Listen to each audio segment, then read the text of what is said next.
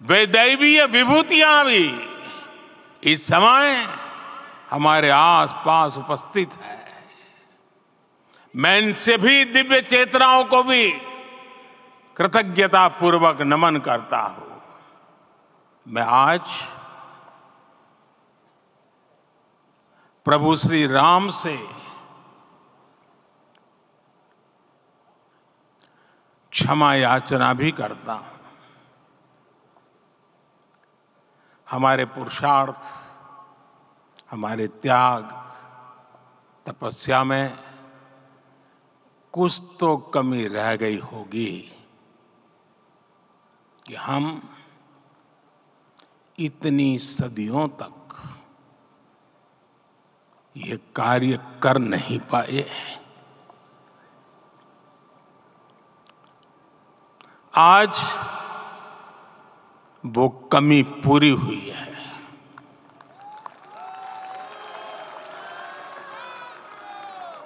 मुझे विश्वास है प्रभु राम आज हमें अवश्य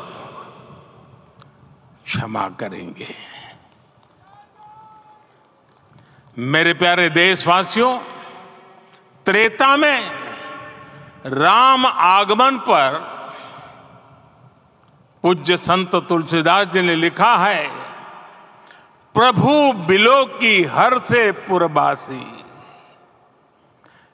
जनित वियोग विपत्ति समनासी। अर्थात प्रभु का आगमन देकर ही सब अयोध्यावासी, समग्र देशवासी हर्ष से भर गए। लंबे वियोग से जो आपत्ति आई थी उसका अंत हो गया। उस कालखंड में तो वो वियोग केवल 14 वर्षों का था, तब भी इतना असह्य था। इस युग में तो अयोध्या और देशवासियों ने सैकड़ों वर्षों का वियोग सहा है।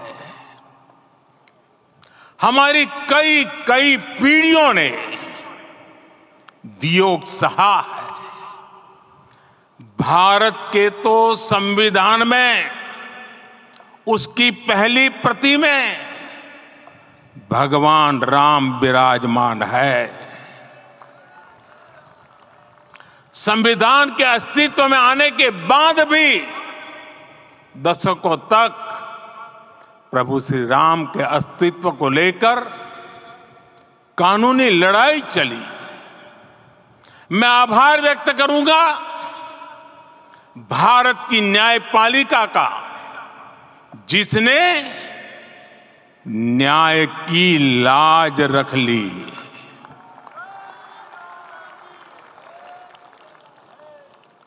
न्याय के पर्याय प्रभु राम का मंदिर भी न्यायबद्ध तरीके से ही बना। साथियों, आज गांव-गांव में एक साथ कीर्तन संकीर्तन हो रहे हैं।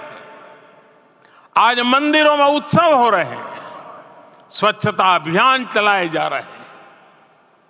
पूरा देश आज दीपावली मना रहा है। आज शाम घर घर राम ज्योति प्रज्वलित करने की तैयारी है। कल मैं श्री राम के आशीर्वाद से धनुषकोडी में राम सेतु के आरंभ बिंदु अरिचल मुनाई पर था। जिस घड़ी प्रभु राम समुद्र पार करने निकले थे, वो एक पल था जिसने काल चक्र को बदला था।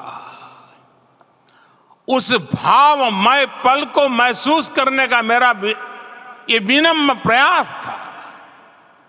वहां पर मैंने पुष्प वंदना की। वहां मेरे भीतर एक विश्वास जगा कि जैसे उस समय काल चक्र बदला था, उसी तरह अब काल चक्र फिर बदलेगा और शुभ दिशा में बढ़ेगा। अपने 11 दिन के व्रत अनुष्ठान के दौरान मैंने उन स्थानों का चरण स्पर्श करने का प्रयास किया जहां प्रभु राम के चरण पड़े थे, चाहे वो नासिक का पंचवटी धाम हो, केरला का पवित्र त्रिपायर मंदिर हो, आंध्र प्रदेश में लेपाक्षी हो, श्रीरंगम में रंगनाथ स्वामी मंदिर हो, रामेश्वरम में श्री रामनाथ स्वामी मंदिर हो, या फिर धनुषकोडी। मेरा सौभाग्य है कि इसी पुनीत पवित्र भाव के साथ मुझे सागर से सरयू तक की यात्रा का अवसर मिला। सागर से सरयू तक हर जगह राम नाम का वही उत्सव भाव छाया हुआ है।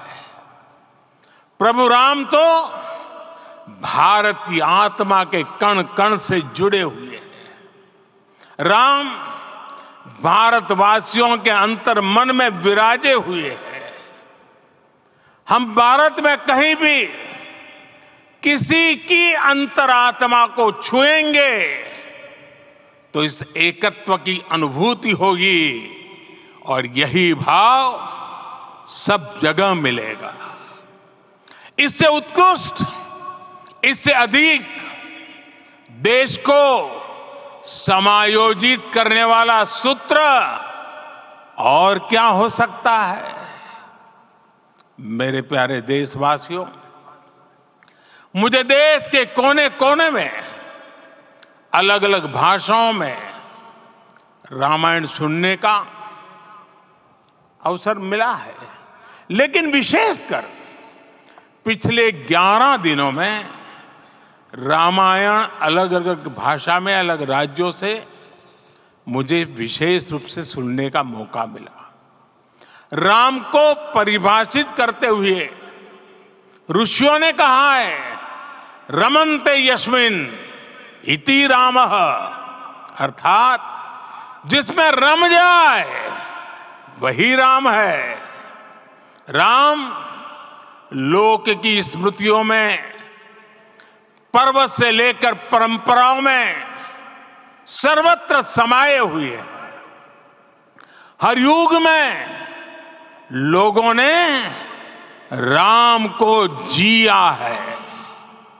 हर युग में लोगों ने अपने अपने शब्दों में अपनी अपनी तरह से राम को अभिव्यक्त किया है और ये राम रस जीवन प्रवाह की तरह निरंतर बहता रहता है।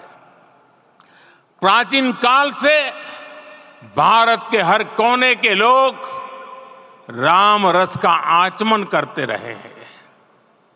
राम कथा असीम है और रामायण भी अनंत है। राम के आदर्श, राम के मूल्य, राम की शिक्षाएं सब जगह एक समान है। प्रिय देशवासियों, आज इस ऐतिहासिक समय में देश उन व्यक्तित्वों को भी याद कर रहा है जिनके कार्य और समर्पण की वजह से आज हम ये शुभ दिन देख रहे हैं। राम के इस काम में कितने ही लोगों ने त्याग और तपस्या की पराकाष्ठा करके दिखाई है। उन अनगिनत राम भक्तों के, उन अनगिनत कार सेवकों के और उन अनगिनत संत महात्माओं के हम सब ऋणी हैं। साथियों, आज का ये अवसर उत्सवता का क्षण तो है ही, लेकिन इसके साथ ही यह क्षण भारतीय समाज की परिपक्वता के बोध का भी क्षण है। हमारे लिए ये अवसर सिर्फ विजय का नहीं, विनय का भी है। दुनिया का इतिहास साक्षी है कि कई राष्ट्र अपने ही इतिहास में उलझ जाते हैं। ऐसे देशों ने जब भी अपने इतिहास की उलझी हुई गांठों को खोलने का प्रयास किया, उन्हें सफलता पाने में बहुत कठिनाई आई, बल्कि कई बार तो पहले से ज्यादा मुश्किल परिस्थितियां बन गई। लेकिन हमारे देश ने इतिहास की इस गांठ को जिस गंभीरता और भावुकता के साथ खोला है, वो ये बताती है कि हमारा भविष्य हमारे अतीत से बहुत सुंदर होने जा रहा है। वो भी एक समय था जब कुछ लोग कहते थे कि राम मंदिर बना तो आग लग जाएगी। ऐसे लोग भारत के सामाजिक भाव की पवित्रता को नहीं जान पाए। रामलला के इस मंदिर का निर्माण भारतीय समाज के शांति, धैर्य, आपसी सद्भाव और समन्वय का भी प्रतीक है। हम देख रहे हैं ये निर्माण किसी आग को नहीं, बल्कि ऊर्जा को जन्म दे रहा है। राम मंदिर समाज के हर वर्ग को एक उज्जवल भविष्य के पथ पर बढ़ने की प्रेरणा लेकर आया है। मैं आज उन लोगों से आह्वान करूंगा, आइए आप महसूस कीजिए, अपनी सोच पर पुनर्विचार कीजिए। राम आग नहीं है, राम ऊर्जा है। राम विवाद नहीं, राम समाधान है। राम सिर्फ हमारे नहीं है, राम तो सबके हैं। राम वर्तमान नहीं, सिर्फ वर्तमान ही नहीं, राम अनंत काल है। साथियों, आज जिस तरह राम मंदिर प्राण प्रतिष्ठा के इस आयोजन से पूरा विश्व जुड़ा हुआ है, उसमें राम की सर्वव्यापकता के दर्शन हो रहे हैं। जैसा उत्सव भारत में है, वैसा ही अनेक देशों में है। आज अयोध्या का यह उत्सव रामायण की उन वैश्विक परंपराओं का भी उत्सव बना है। रामलला की ये प्रतिष्ठा वसुधैव कुटुंबकम के विचार की भी प्रतिष्ठा है। साथियों, आज अयोध्या में केवल श्री राम के विग्रह रूप की प्राण प्रतिष्ठा नहीं हुई है, ये श्री राम के रूप में साक्षात भारतीय संस्कृति के प्रति अटूट विश्वास की भी प्राण प्रतिष्ठा है। ये साक्षात मानवीय मूल्यों और सर्वोच्च आदर्शों की भी प्राण प्रतिष्ठा है। इन मूल्यों की, इन आदर्शों की आवश्यकता आज संपूर्ण विश्व को है।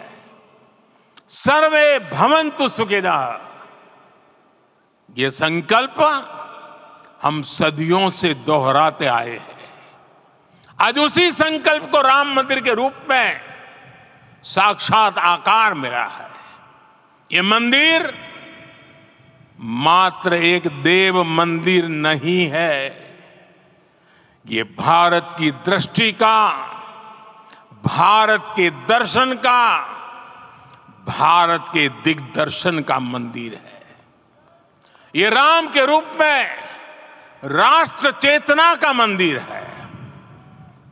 राम भारत की आस्था है, राम भारत का आधार है, राम भारत का विचार है, राम भारत का विधान है, राम भारत की चेतना है, राम भारत का चिंतन है, राम भारत की प्रतिष्ठा है, राम भारत का प्रताप है, राम प्रवाह है, राम प्रभाव है, राम नेति भी है, राम नीति भी है, राम नित्यता भी है, राम निरंतरता भी है, राम विभु है, विशद है, राम व्यापक है, विश्व है, विश्वात्मा है।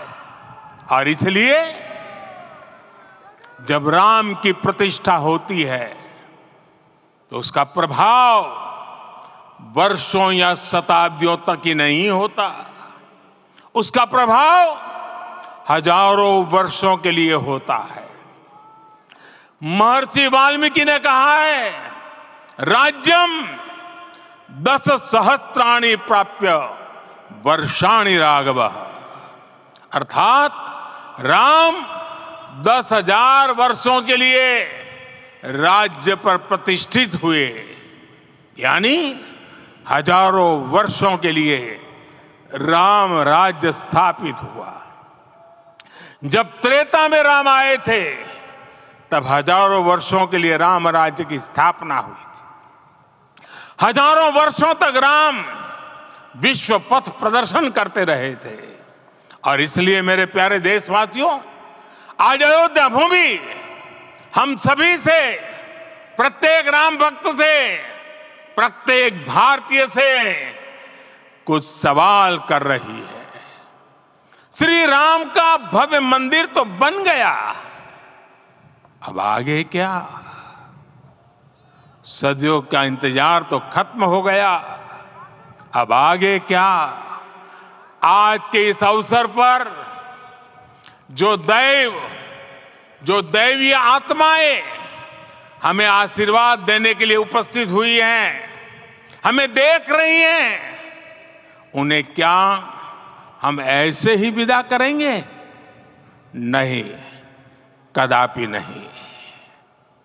आज मैं पूरे पवित्र मन से महसूस कर रहा हूं कि काल चक्र बदल रहा है। ये सुखद संयोग है कि हमारी पीढ़ी को एक कालजयी पथ के शिल्पकार के रूप में चुना गया है।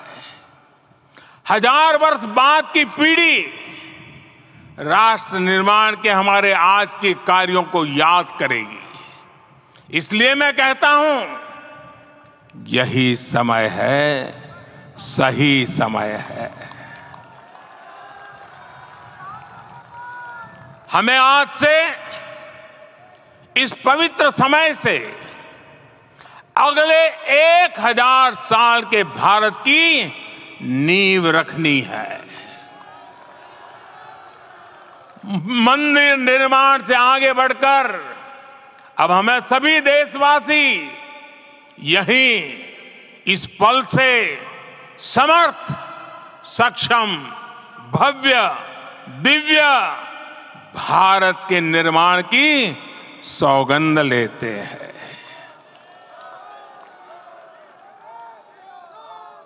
राम के विचार मानस के साथ ही जनमानस में भी हो, यही राष्ट्र निर्माण की सीढ़ी है। साथियों, आज के युग की मांग है कि हमें अपने अंतःकरण को विस्तार देना होगा।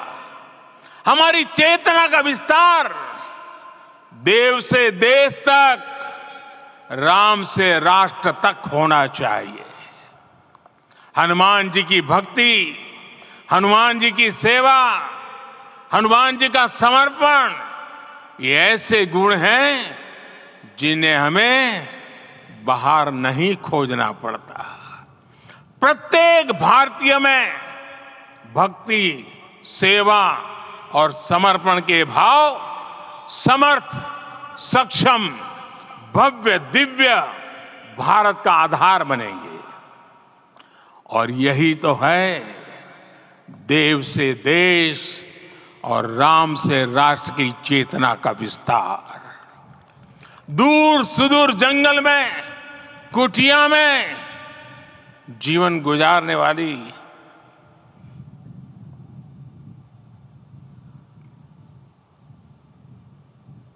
मेरी आदिवासी मां शबरी का ध्यान आते ही अप्रतिम विश्वास जागृत होता है। मां शबरी तो कब से कहती थी, राम आएंगे।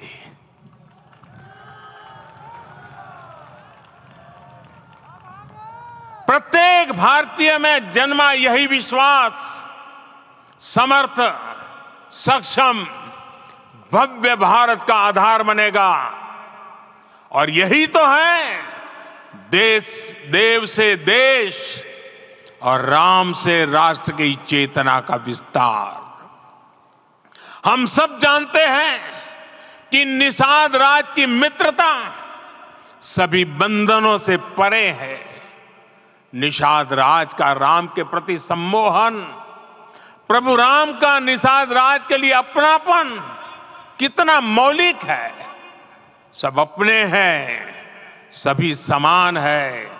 प्रत्येक भारतीय में अपनत्व की, बंधुत्व की ये भावना समर्थ, सक्षम, भव्य, दिव्य भारत का आधार बनेगी। और यही तो है देव से देश और राम से राष्ट्र की चेतना का विस्तार। साथियों, आज देश में निराशा के लिए रत्ती भर भी स्थान नहीं है। मैं तो बहुत सामान्य हूं, मैं तो बहुत छोटा हूं। अगर कोई ये सोचता है तो उसे गिलहरी के योगदान को याद करना चाहिए। गिलहरी का स्मरण ही हमें हमारी इस हिचक को दूर करेगा, हमें सिखाएगा कि छोटे बड़े हर प्रयास की अपनी ताकत होती है, अपना योगदान होता है। और सबके प्रयास की यही भावना समर्थ, सक्षम, भव्य, दिव्य भारत का आधार बनेगी। और यही तो देव से देश और राम से राष्ट्र की चेतना का विस्तार। साथियों, लंकापति रावण प्रकांड ज्ञानी थे, अपार शक्ति के धनी थे, लेकिन जटायु जी की मूल्य निष्ठा देखिए। वे महाबली रावण से भिड़ गए। उन्हें भी पता था कि वो रावण को परास्त नहीं कर पाएंगे, लेकिन फिर भी उन्होंने रावण को चुनौती दी। कर्तव्य की यही पराकाष्ठा समर्थ, सक्षम, भव्य, दिव्य भारत का आधार है। और यही तो है देव से देश और राम से राष्ट्र की चेतना का विस्तार। आइए हम संकल्प लें कि राष्ट्र निर्माण के लिए हम अपने जीवन का पल पल लगा देंगे। राम काज से राष्ट्र काज, समय का पल पल, शरीर का कण कण राम समर्पण को राष्ट्र समर्पण के ध्येय से जोड़ देंगे। मेरे देशवासियों, प्रभु श्री राम की हमारी पूजा विशेष होनी चाहिए। ये पूजा स्व से ऊपर उठ करके समष्टि के लिए होनी चाहिए। ये पूजा अहम से उठकर वयम के लिए होनी चाहिए। प्रभु को जो भोग चढ़ेगा वो विकसित भारत के लिए हमारे परिश्रम की पराकाष्ठा का प्रसाद भी होगा। हमें नित्य पराक्रम, पुरुषार्थ, समर्पण का प्रसाद प्रभु राम को चढ़ाना होगा। इनसे नित्य प्रभु राम की पूजा करनी होगी, तब हम भारत को वैभवशाली और विकसित बना पाएंगे। मेरे प्यारे देशवासियों, ये भारत के विकास का अमृत काल है। आज भारत युवा शक्ति की पूंजी से भरा हुआ है, ऊर्जा से भरा हुआ है। ऐसी सकारात्मक परिस्थितियां फिर न जाने कितने समय बाद बनेगी। हमें अब चूकना नहीं है, हमें अब बैठना नहीं है। मैं अपने देश के युवाओं से कहूंगा, आपके सामने हजारों वर्ष की परंपरा की प्रेरणा है। आप भारत की उस पीढ़ी का प्रतिनिधित्व करते हैं जो चांद पर तिरंगा लहरा रही है। वो 15 लाख किलोमीटर की यात्रा करके सूर्य के पास जाकर मिशन आदित्य को सफल बना रही है। जो आसमान में तेजस और सागर में विक्रांत का परचम लहरा रही है।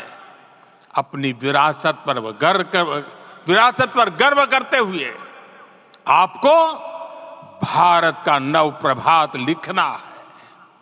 परंपरा की पवित्रता और आधुनिकता की अनंतता, दोनों ही पथ पर चलते हुए भारत समृद्धि के लक्ष्य तक पहुंचेगा।